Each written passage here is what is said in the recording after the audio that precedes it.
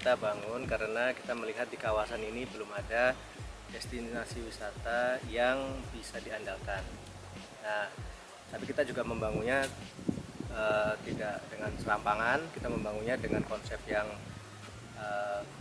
sangat presisi begitu, yang sangat hati-hati. Jadi kita bangun pulau ini dengan konsep ekowisata yang berkelanjutan. Kita gunakan listrik dari energi terbarukan, kita olah limbah airnya dan semuanya, sampah termasuk itu secara terintegrasi. Juga kita berkomunikasi dan kemudian mengintegrasikan bisnis kita itu dengan masyarakat sekitar. Jadi semua aspek yang kita bangun di Pulau Lima ini diharapkan bisa menjadi tidak hanya sekedar wisata bahari, tapi juga sebuah percontohan yang nanti kita akan replikasi di daerah-daerah lain.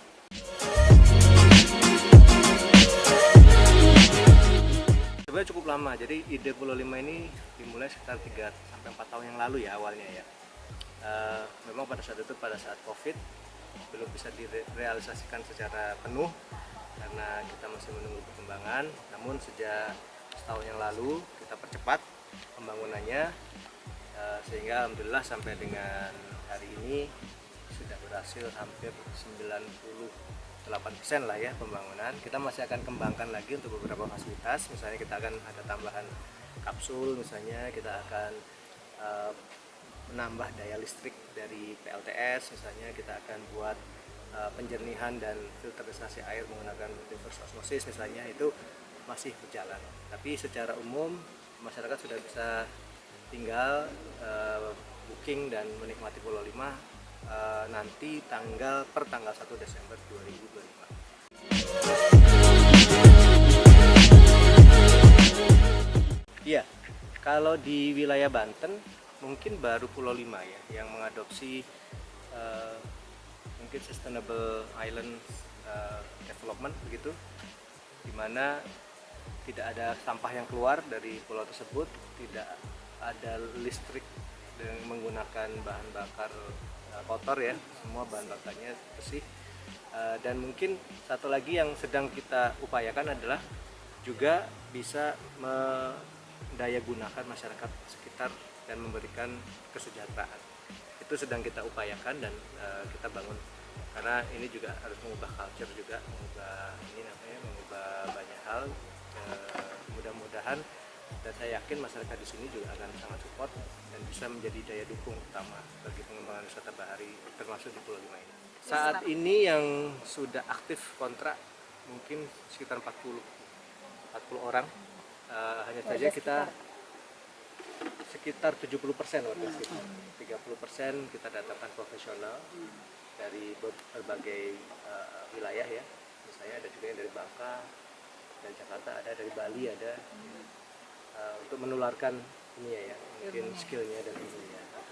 Tapi kita membutuhkan mungkin 2 kali lipat dari itu nantinya, karena kita akan terus kembangkan.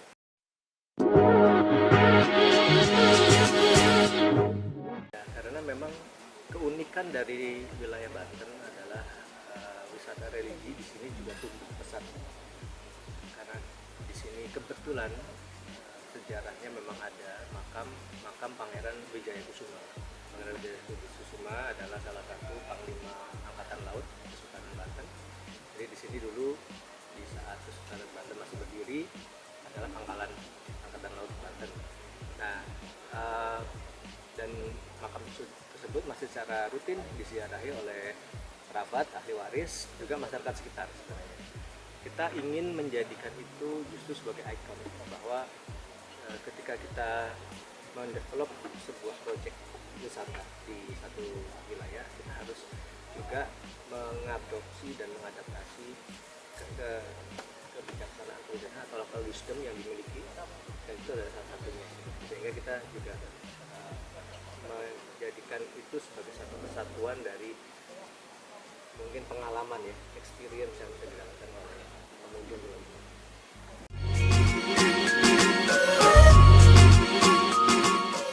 Sekarang totalnya 22 tambah 8, 30. Berarti range-nya kotes itu 2,5 sampai 3. Itu yang kapsul. Oh, ada yang 5 juta yang family, ada family 5 juta. Lain bottom yang paling bawah 2,5. 2,5. Tapi kita sekarang masih promosi, jadi masih promo 30% semuanya.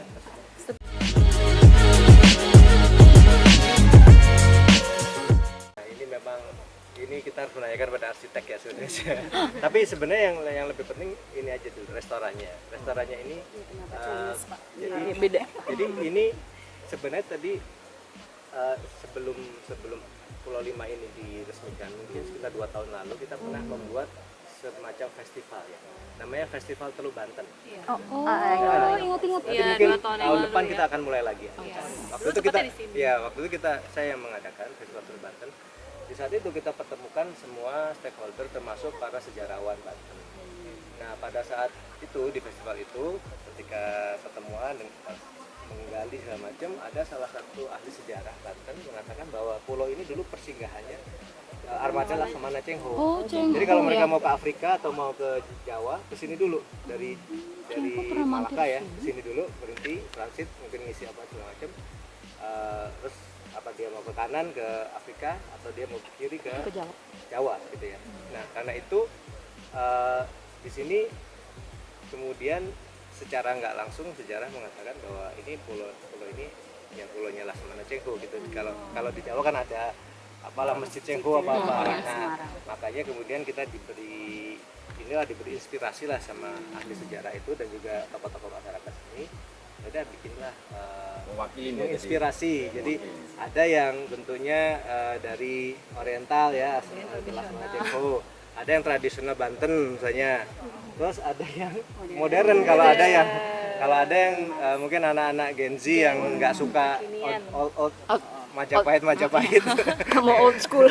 Kayak Dragon Ball film. Ya, nah, jadi kita arsiteknya kemudian menerjemahkan berbagai macam ini tadi, konsep tadi dalam